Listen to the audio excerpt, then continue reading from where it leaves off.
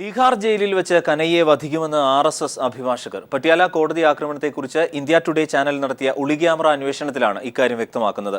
മാധ്യമപ്രവർത്തകരെ അടക്കം ആക്രമിക്കാൻ നേതൃത്വം നൽകിയ RSS അഭിഭാഷകനാണ് ഒളിക്യാമറയ്ക്ക് മുന്നിൽ കനയ്യെ ജയിലിൽ വധിക്കുമെന്ന് അറിയിച്ചത്. പട്യാല കോടതിയിൽ മാധ്യമപ്രവർത്തകരെയും കനയ്യെയും മർദ്ദിച്ച RSS അഭിഭാഷകൻ വിക്രം സിംഗ് ചൗഹാനാണ് കനയ്യെ വധിക്കുന്നതിനെക്കുറിച്ച് വെളിപ്പെടുത്തുന്നത്.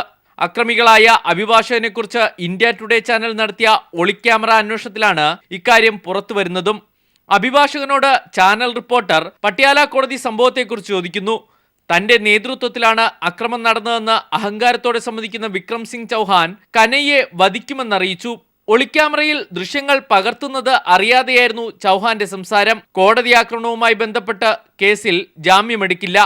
അങ്ങനെയാകുമ്പോൾ കോടതി തിഹാർ ജയിലിലേക്ക് തന്നെയും അയക്കും. ഒരു പെട്രോൾ ബോംബുമായിട്ടായിരിക്കും തിഹാർ ജയിലിൽ പോവുക.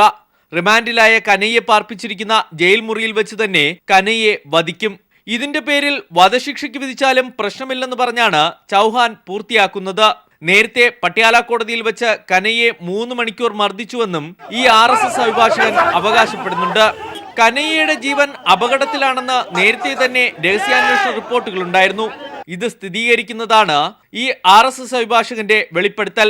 News bureau, Delhi.